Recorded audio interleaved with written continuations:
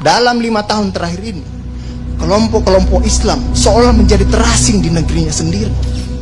Itu yang dia rasakan. Berapa ulama yang berjuang mendirikan republik ini? Indonesia 80% penduduknya umat Islam. Tidak pernah meminta 80% hasil sumber daya alam yang dikuasai negara untuk umat Islam. Gak ada yang dia minta. Ada gak dia minta? 80% umat Islam penduduk Indonesia tidak pernah meminta 80% APBN untuk umat Islam. Gak ada yang dia minta. Sederhana permintaan umat Islam. Dia mau berdialog sama Tuhannya. Dia mengingatkan umatnya akan kebaikan, yang tidak hanya mengajarkan doa makan dan doa minum, tapi juga cara memilih pemimpin. Itu kira-kira. Nah, inilah ketegangan-ketegangan. Ketika agamanya dinistakan, kok susah sekali ini membawa ke proses hukum. Muncullah demo berjilid-jilid, yang kemudian berujung ulamanya tidak bisa pulang. Belum lagi penghujung, kemudian ada agama yang diperhadapkan sebagai musuh besar Pancasila.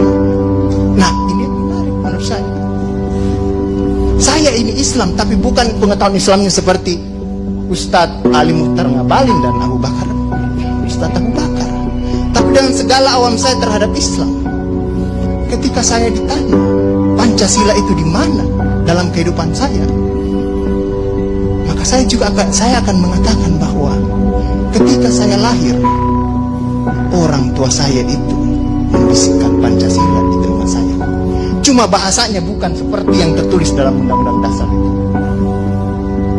Dia membahasakan Allahu Akbar, Allahu Akbar, Asyhadu an la ilaha illallah, Asyhadu anna Muhammadar Rasulullah.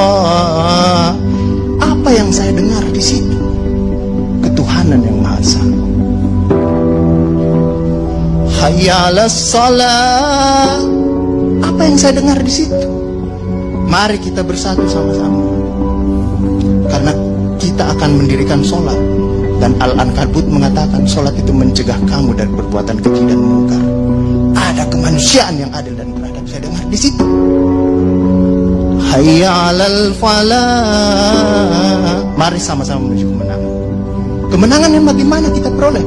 Kerakyatan yang dipimpin oleh hikmat kebijaksanaan dalam permusyawaratan perwakilan. Kemenangan yang bagaimana? Keadilan sosial bagi seluruh rakyat Indonesia. Itulah kemenangan yang kita tuju. Kita kembali lagi takbir, Allahu Akbar, Allahu Akbar, la ilaha illallah. Kita ulang lagi. Dan Pancasila yang kita tiupkan itu 5 kali sehari, belum selesai di sini, selesai bunyi terus. Ya kan Ustadz kan? Belum selesai di daerah sini, selesai bunyi bertalu-talu terus. Seluruh dunia bertalu-talu. Inilah Islam. Yang kemudian sekarang dalam kelompok ini Ustadz Ali Muhtar Ngabalin, saya banyak belajar dari beliau. Inilah yang kemudian sekarang, kenapa kami mau diperhadap-hadapkan? Kenapa kami ada yang menjalankan keyakinannya ketika dia celananya cingkrang, radikal, atau dia pakai cadar, dulu diperhadap-hadapkan. Saya Indonesia, saya Pancasila, ada dulu itu banyak sekali seperti itu. Kenapa kami seperti ini? Sekarang akhirnya semua orang disuruh pakai cadar. Inilah kemudian rentetan yang membuat istilah tadi Ustadz Abu Bakar, kok paranoid sekali dengan undang-undang HIP ini. Ada luka. Ada luka yang tadinya sudah mulai mengering, dilupakan.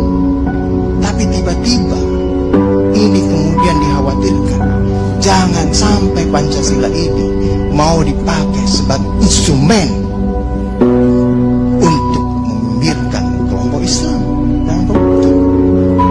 Apalagi kalau kita baca RUHP itu, memegang kekuasaan pembinaan ideologi Pancasila ada sama Presiden. Saya juga baca-baca sekilas tadi.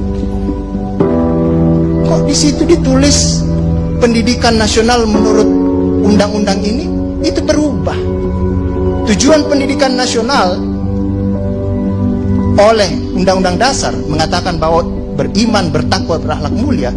Di sini diciptakan pendidikan nasional itu bertujuan untuk menjadi tenaga ahli dan terampil. Ini kan mau dikasih jadi tukang ini bagi kapitalis kalau seperti itu berpikirnya. Nah, inilah yang kemudian yang dirasakan oleh kelompok-kelompok Islam dalam perspektif perjalanan konstitusional kita, bahwa ada yang tidak adil dilakukan oleh kekuasaan.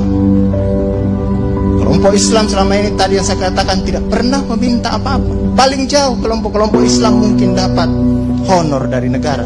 Itu pun tidak dipakai untuk foya, dikembalikan lagi untuk membantu negara menghidupkan santri-santri, mencerdaskan kehidupan bangsa, menciptakan manusia-manusia yang beriman, bertakwa dan berakhlak mulia, yang sebenarnya tugas pemerintah itu dikembalikan lagi seperti itu. Itulah yang kemudian mulailah sekarang kelompok Islam sangat hati-hati kalau kemudian Pancasila ditiupkan terus, seolah-olah ini mau dijadikan instrumen untuk memarjinalkan Pancasila. Nah, kita mau sampaikan ke tentara dan polisi, makanya anak Habib Mekiai jangan curiga melulu. Betul. Dulu tentara kalau nggak ada NU mau kemana? Dipotong lo semua. Nah, jenderalnya udah dipotong, betul.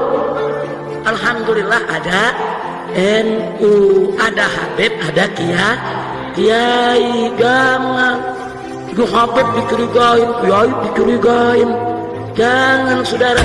Besok kalau PKI bangkit, siapa yang bela Anda?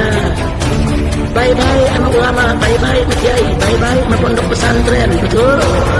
Jadi kalau besok PKI bangkit, polisi tentara tidur aja, senjatanya kasih laskar. Jangan kasih banser istirahat dulu gantian. Biar FPI yang sikat PKI. Setuju tidak? Setuju tidak? Takbir!